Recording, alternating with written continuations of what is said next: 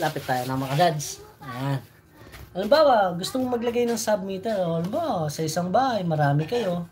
Tapos ikaw gusto mong mag-aircon.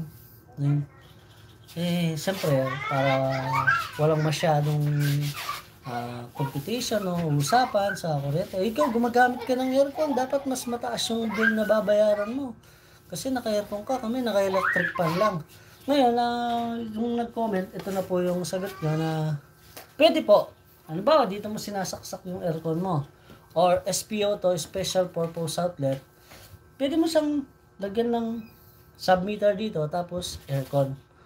Para yung kinokonsumo mo sa aircon, madeduct nyo po or makompute nyo kung magkano yung kinakain or nakokonsumo nyo na bill sa aircon nyo. Ayan po. Siyempre, yung mga iba po, ang ginagawa, tulad dito sa amin dati, nasa likod kasi kami ng bahay. Ayan, likod po kami ng bahay. Dati meron kami submeter dito. Dito ba siya nakalagay? Ayan, banda dito. May submeter kami banda dito nun. Tapos lahat ng gamit namin dito, nakatap doon. So, lahat na nakukonsume namin, nakukompute namin. Kahit na mag-aircon, mag-sounds, or pabayaan mo yung ilaw mo na nakabukas. Hindi ka na nila masisisi or masasabihin, ikaw, aksayado ka.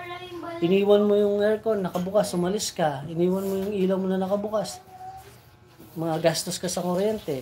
So, gawin nyo, lagyan nyo po ng submeter para wala pong masyadong usapan or wala pagtatalo, parang gano'n. Or para malaman nyo na rin kung magkano kinakonsumo mo. Kung nagtitipid ka naman, pwede rin po yun. So, comment lang po kayo. YouTube, huwag ka na magtampo.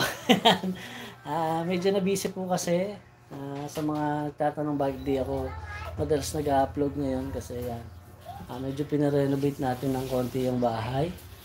Di pa nga kami katapos. So, tour ko lang kayo sa aming warehouse. Ito naman pala, additional din. Ayan. Tulad yan, nakaabang na yung para sa aircon. Binutasan ko na. Tapos, nilagyan ko siya. Pwede ko siyang bigyan ng breaker dito. Pwede rin hindi. Kasi meron na siyang sariling breaker doon sa panel natin. So, ayan po, yung mga ginawa namin. Pasensya na, makahalat. Hindi ko pa nga po tapos, ayan, yung 3-way switch. Para doon sa hagdan. Ayan, nakaabang na yung butas. Medyo busy.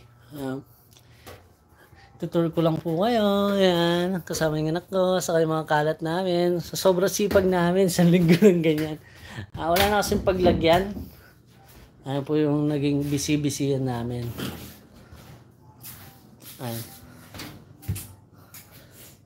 Additional na lang doon sa ako kasi pag nag-wiring ako tulad ng bahay mo up and down, ang ginagawa ko, yung outlet mo sa taas saka outlet mo sa baba magkaiba ng breaker.